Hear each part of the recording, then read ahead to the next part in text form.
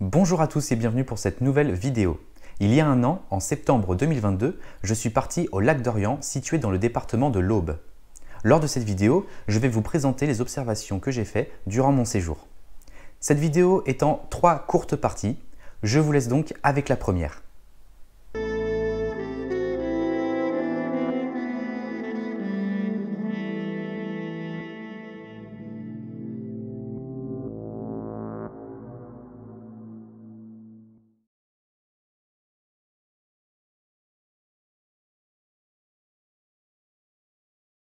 Ça y est, j'arrive presque à l'observatoire. J'ai hâte de voir la vue et surtout de voir les espèces qu'il y a. J'espère avoir de belles surprises. S'il y a une espèce en particulier que j'aimerais bien pouvoir observer aujourd'hui, ça serait la cigogne noire. Je ne l'ai jamais vue à l'état sauvage, donc ça me ferait vraiment plaisir.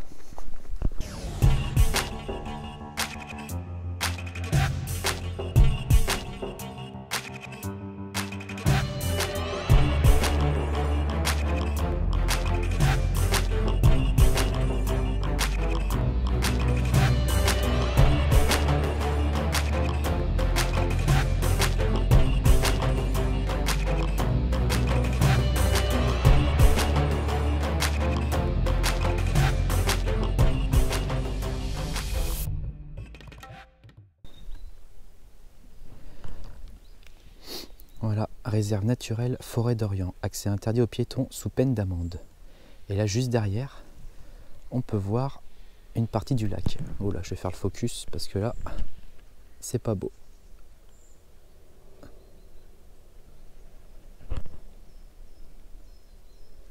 Voilà.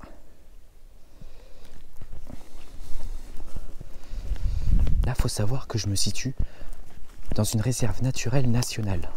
Donc c'est une réserve où c'est protégé, la faune et la flore sauvage y sont protégés. Là par exemple, j'ai pas le droit de quitter le sentier.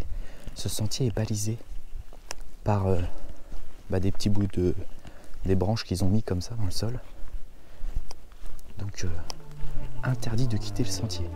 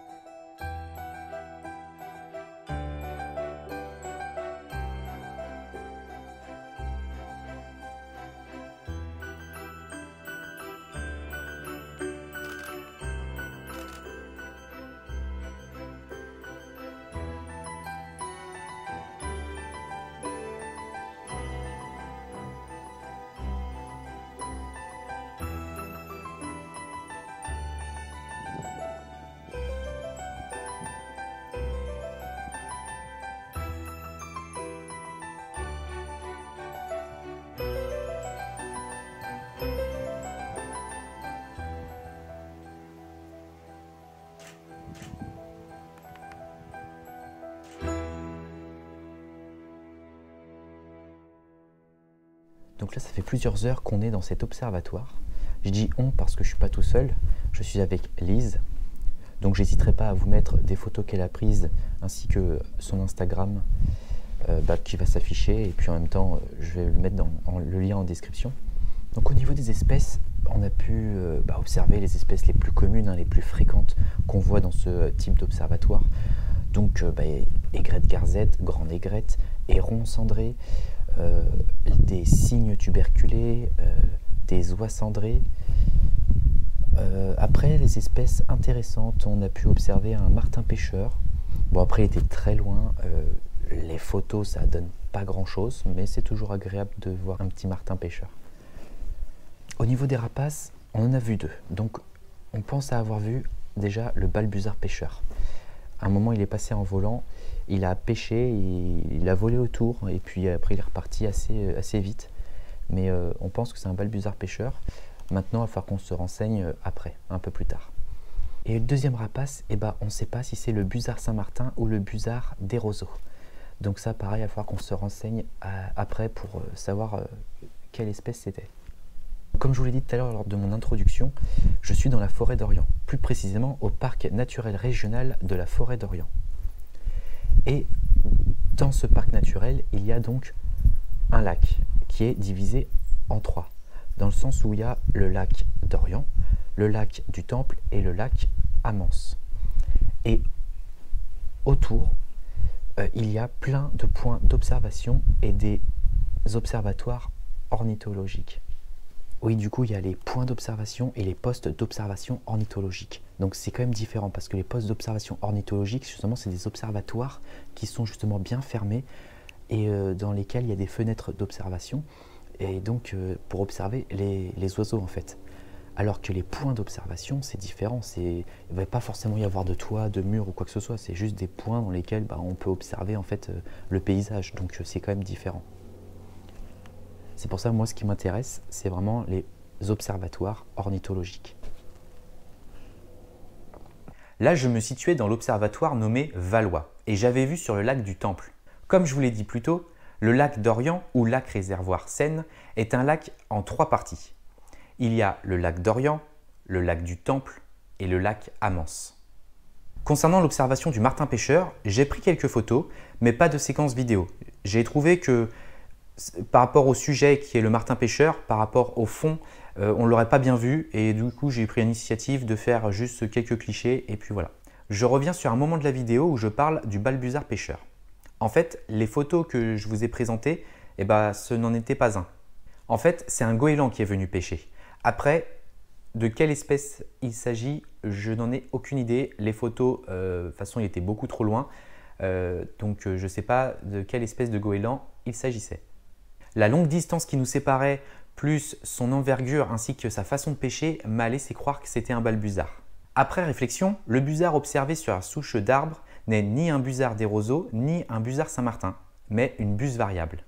D'ailleurs, comme vous avez pu voir dans la séquence que j'ai faite, j'ai eu la chance d'avoir assisté à la chasse de la buse.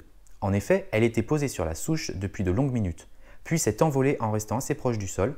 Ensuite, je l'ai perdue de mon objectif suite à des éléments naturels. Et le temps de la récupérer dans l'objectif, la buse était en train de se nourrir. Voilà, c'est déjà fini pour la première partie, je vous laisse avec la deuxième.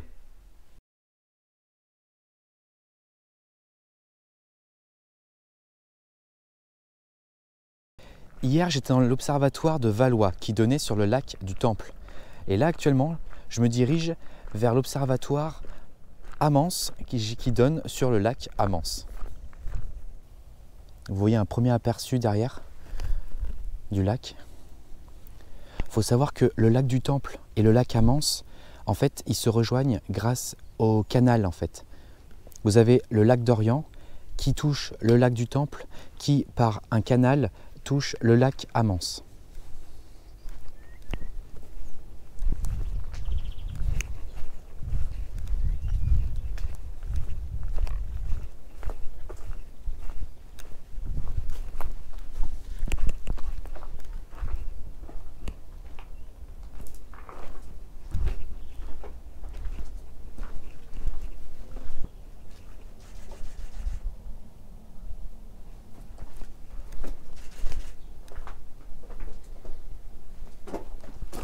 Même un étage.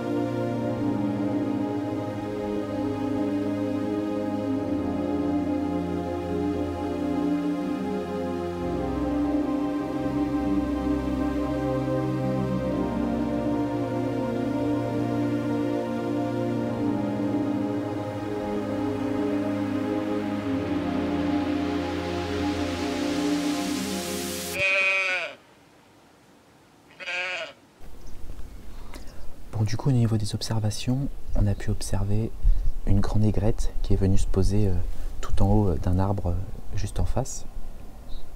On a pu aussi observer un martin pêcheur. Alors du coup, il n'y a pas de branche au bord de l'eau, il ne peut pas se poser. Donc ce qu'il fait, c'est qu'il est en vol stationnaire au-dessus de l'eau pour pouvoir pêcher du poisson. Après, au loin, il y a des cygnes, des oies, des canards. On a eu aussi la visite d'un balbuzard pêcheur qui est venu pêcher, mais qui n'a rien attrapé. Dans les roseaux en face, il y a pas mal de passereaux. Et petite surprise de la journée, on a des moutons qui sont venus nous rendre visite. Donc ils ont fait un peu de boucan, ils se sont vraiment mis juste en face, donc voilà, là on n'est pas près de revoir des passereaux ou d'autres oiseaux. Je tiens à rectifier une erreur que j'ai dite lors de ce passage. Vous avez le lac d'Orient qui touche le lac du Temple, qui par un canal touche le lac Amance. En fait, le lac d'Orient et le lac du Temple ne se touchent pas, il n'y a rien qui les fait se rejoindre. C'est uniquement le lac du Temple et le lac Amance qui communiquent via un canal. Au niveau des observations d'espèces, j'ai pu voir les plus courantes, les plus communes. Encore une grande aigrette, cygnes tuberculés, des canards. Alors les canards, je ne sais pas de quelle espèce il s'agissait. Je sais qu'il y avait du canard colvert et après, j'avoue que je ne sais pas, j'ai pas pu les identifier comme il faut. Il y avait donc la bécassine des marais qui a été un vrai plaisir à observer. Il me semble que c'est la première fois que j'en voyais une. Pour information, vous avez vu sa taille, hein, c'est quand même très petit. Et en fait, quand vous êtes là dans un observatoire à observer vraiment l'étendue que vous avez devant vous et que vous avez quelque chose qui bouge comme ça au coin de l'œil au niveau de la vase, là sur la rive d'en face et qui attire l'œil, et du coup, le temps après de la mettre dans mon objectif, et ça c'est vraiment la séquence vidéo que vous avez vue, c'est vraiment le temps d'observation que j'ai pu faire de la bécassine en fait. C'est vraiment, ça s'est passé très vite. Hein. Elle a fait son petit truc et elle s'est envolée. Et après malheureusement, je ne l'ai plus revue. Et il y a aussi l'observation de la grèbe castagneux qui a été un vrai plaisir. J'ai pu l'observer plus longtemps que la bécassine des marais. Donc voilà, et puis après au bout d'un moment, elle a plongé et puis elle est remontée à la surface mais beaucoup plus loin. Et du coup avec la végétation, je ne pouvais plus faire de photos ou de séquences vidéo. J'ai pu observer également, là pour du coup je peux le dire, un balbuzard pêcheur. Je n'ai fait qu'une petite séquence vidéo alors que Lise a pu faire une photo. Il est venu pêcher une proie qu'il n'a pas réussi à attraper et du coup il est prêt, il est reparti. Quand on va faire des observatoires avec Lise, on aime bien y aller dans la matinée. On y va au plus tôt vers les coups de 8h, 8h30 et au plus tard vers les coups de 9h, 9h30. Et on y reste après vraiment autant de temps qu'il faut, quoi. On y reste au moins 3, 4 heures, ça dépend. Et du coup, vers les coups de midi et demi, 13h, voire un peu plus, il y a un moment où il y a un troupeau de moutons qui est arrivé. En fait, là où on était dans notre observatoire, il y avait pas mal de petites prairies et des champs. Et dans une des prairies, il y avait un gros troupeau de moutons.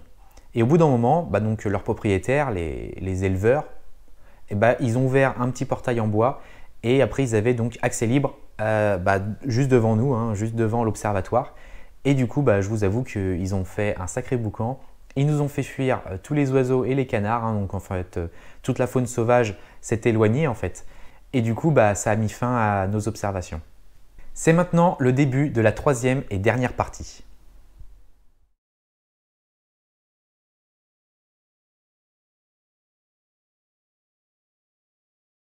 Là, j'arrive actuellement à l'observatoire du lac d'Orient, l'observatoire des oiseaux. Regardez ça, il est énorme. Il est vraiment en hauteur celui-là. Bon comme à chaque observatoire, hein, je parle doucement parce que le silence et le respect. Hein. Quand je pense à tous ces gens qui n'y connaissent rien et à chaque fois qu'ils arrivent dans un observatoire, ils parlent fort, ils parlent comme si ils pouvaient crier. Bon, il y a quelques marches à monter quand même, ça fait haut.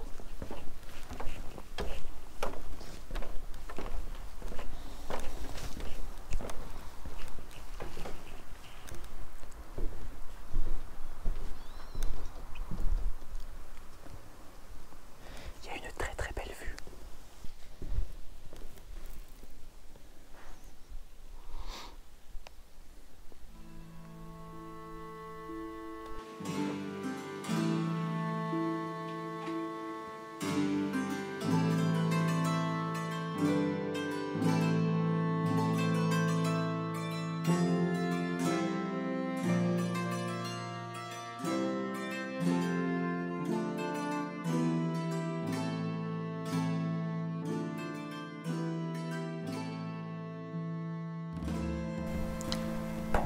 Mes amis naturalistes, j'ai la joie de vous annoncer que j'ai pu enfin observer des cigognes noires.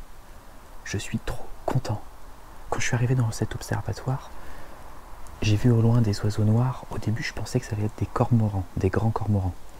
Du coup, je prends mon appareil, je me mets à 400 mm, je regarde. Et puis là, qu'est-ce que je vois? Je vois que c'est assez haut sur pattes, donc de type échassier. Et on voit vaguement que c'est un peu rouge au niveau des pattes. Le bec, pareil, ça ressort un petit peu la couleur rouge. Et du coup, c'est la cigogne noire. Donc je suis trop content. Là, je suis en train de les filmer actuellement. Je suis satisfait, voilà. Très content. C'est vraiment une espèce que je voulais observer à l'état sauvage. Parce que pour moi, la cigogne noire, c'est comme un Pokémon rare, en fait. Des cigognes blanches, on en voit régulièrement. Mais là, des noirs, je suis trop content.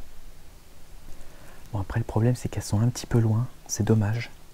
J'en compte 5. Alors, peut-être que des fois, oui, certaines personnes, on peut déjà en voir, je sais pas, une dizaine d'individus. Pour eux, c'est normal, vous voyez. Mais pour moi, 5 individus, c'est ouf. Bon, allez, je continue mes observations. Mais en tout cas, voilà, validé. Je vais pouvoir cocher cette espèce.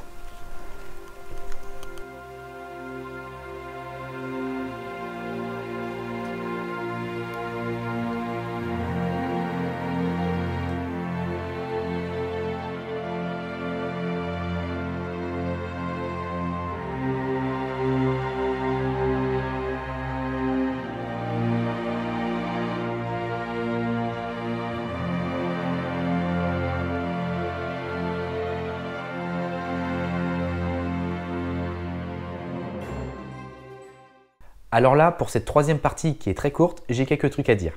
Déjà, le lieu, cet observatoire, qui est magnifique. Alors certes, il est haut, il y a quelques marches à monter. Alors pour les personnes à mobilité réduite, ça peut être un problème, mais en vrai, il est magnifique. Et en même temps, il est bien situé. Parce que si vous voulez, vous avez la route principale, un parking, un bout de forêt et l'observatoire, qui donne donc sur le lac d'Orient. Du coup, avec la forêt, ça étouffe les bruits de la route. Après, forcément, s'il y a des motos ou des poids lourds, vous allez les entendre. Mais dans l'ensemble, la forêt, ça étouffe un petit peu le bruit et donc vous êtes plutôt au calme. Ensuite, si je suis allé au lac d'Orient, c'était pour y observer des cigognes noires. Du coup, mission réussie. Je me renseigne toujours avant d'aller sur un lieu précis. C'est comme ma vidéo en baie de Somme où je m'étais renseigné avant d'aller voir les phoques. Donc avec Lise, on a été plusieurs fois dans cet observatoire parce qu'il était pas loin de notre logement à ce moment-là. Et en plus, il n'y avait pas tant de monde que ça. Et on a pu y faire plein de belles observations. Donc après, au niveau de mes observations, j'ai pu observer encore une fois toutes les espèces les plus communes qu'on peut voir dans ce genre d'endroit, donc qui donnent sur un lac, qui donnent sur un étang. Voilà, je ne vais pas me répéter à chaque fois, c'est souvent les mêmes espèces. Concernant les espèces qui sortent un peu du lot, du coup, je vais parler peut-être de la grande aigrette, pas l'espèce en elle-même, mais par rapport à son nombre. À un moment, j'ai pu voir jusqu'à pratiquement une dizaine d'individus, donc elles étaient vraiment nombreuses. Ensuite, j'ai pu observer un héron pourpré, et ça, j'en ai pas observé des masses des hérons pourprés. Je me demande si c'est pas la deuxième fois que j'en voyais un. Et concernant la cigogne noire, j'ai pu en observer jusqu'à 5-6 individus grand max. Donc je peux vous dire que ça fait très plaisir quand vous arrivez sur un lieu et que vous avez envie de voir une espèce en particulier. Une espèce en particulière. Et comme vous avez pu voir dans la séquence précédente, on a pu observer des sangliers. Avec Lise, on est allé plusieurs fois dans cet observatoire. On y est allé au moins 3-4 fois. Et à chaque fois, on a fait de très belles observations. Mais casse-toi là, putain la mouche.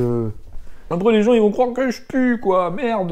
Le seul inconvénient que je reproche à cet observatoire, c'est qu'il est beaucoup trop éloigné de l'eau, des espèces. En fait, il y a vraiment une sacrée distance. Donc vous avez intérêt à avoir un bon téléobjectif. Moi personnellement j'étais au 400, Lise était au 150-600.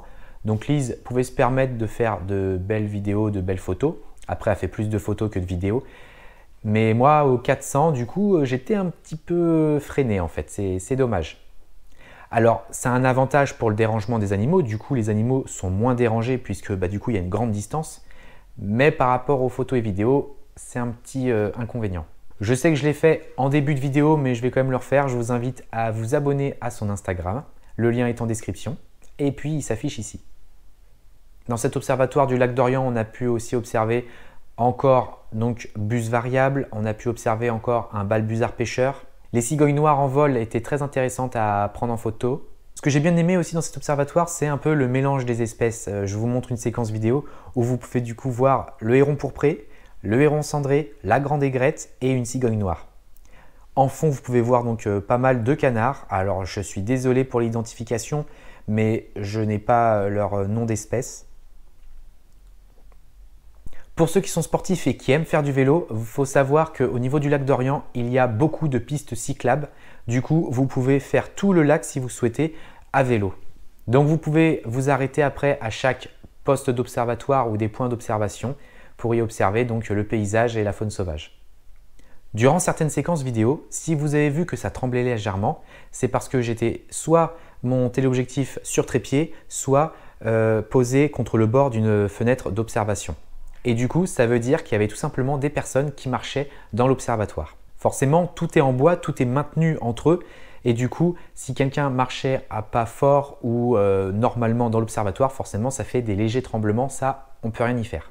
Les personnes que j'ai pu croiser durant mon séjour au lac d'Orient dans les observatoires, la plupart étaient très respectueuses, même que ce soit les étrangers ou les Français, tout le monde était respectueux. Alors après, effectivement, des fois, il y avait des groupes de personnes qui étaient guidés par un guide naturaliste ou ornithologue. Et du coup, là, ça parlait fort, forcément. Mais bon, ça, on ne peut pas leur en vouloir, voilà. Voilà, la vidéo arrive à sa fin. J'espère qu'elle vous aura plu et vous aura été enrichissante. En attendant, n'hésitez pas à me laisser une petite patte bleue, à vous abonner et à me suivre sur Instagram. Le lien est en description. Merci.